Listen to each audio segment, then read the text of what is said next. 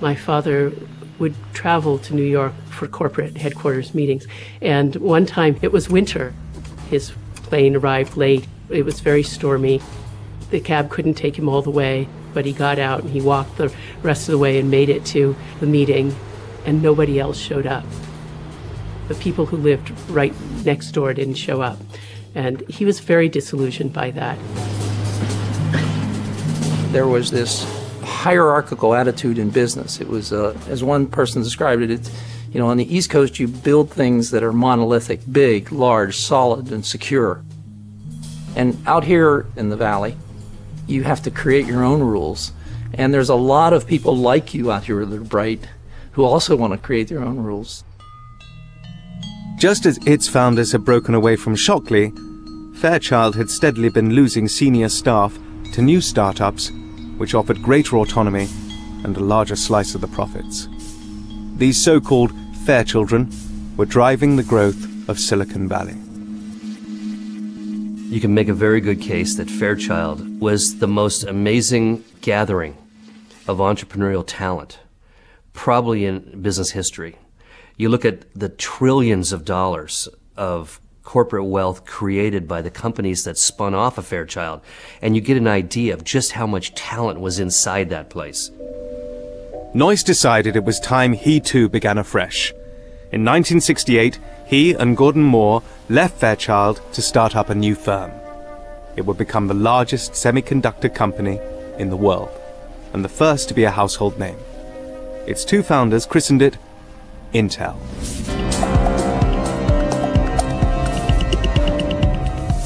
Such was the reputation of Noyce and Moore that the company raised $2.5 million overnight.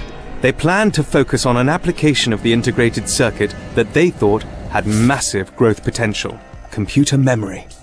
With memory, you could see a function that could be made in larger blocks and sold generally. So it was an opportunity to make a complex circuit and in high volume, so you could amortize the design cost. That was really the opportunity I saw. Intel's first big memory chip deal was with the computer giant Honeywell. But the two companies had a difference of opinion over the chip's design. Still struggling to establish itself, Intel desperately needed to win over its client. Our survival was pinned to that one device. If we didn't make that, we would be done to making niche devices, small volume devices. We could never be a real company.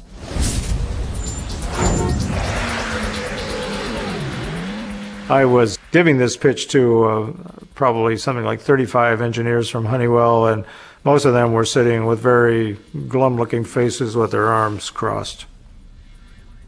When I was through, Bob Noyce stepped up to the podium, and Bob Noyce had a voice that was very low, and when he spoke, everyone listened.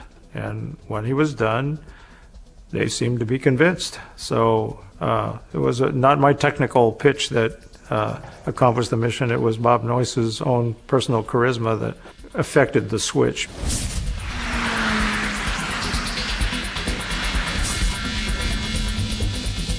But as well as his personal charm, Noyce could draw on the industry-wide reputation that he had earned at Fairchild. By the time he founded Intel, he held a unique position of authority in the Valley. He was regarded as such an important person that his blessing, his approval, not his money, not his involvement, but just that alone was important to an incredible number of people. What I saw was an unending sequence of visitors paying homage to Dr. Noyce. And I said to myself, it looks like nobody in this valley is willing to try a new job or a new product or a new anything without going to the Pope and getting his blessings. Noyce's recognition factor and extensive contacts meant his natural role at Intel was to be the public face of the company. His lab and management days were behind him. But he and Moore still thought very hard about the company's culture. As at Fairchild, they were determined Intel would not be stifled by the dead hand of authority. Rather, it would be built around innovation and collaboration. You can do some things in a startup that probably don't work forever in a company, but they also can start some of the culture items that may be valuable long term. I think we did that at Intel. When you went into the building, you couldn't find Bob Noyce's office because Bob Noyce didn't have an office. Bob Noyce had a cubicle like everybody else. This was very much Silicon Valley, but Intel took it to the nth degree. The idea that you might be worth $1 billion, you may have been hired last week, but you're all the same. You're all an engineer. Hi.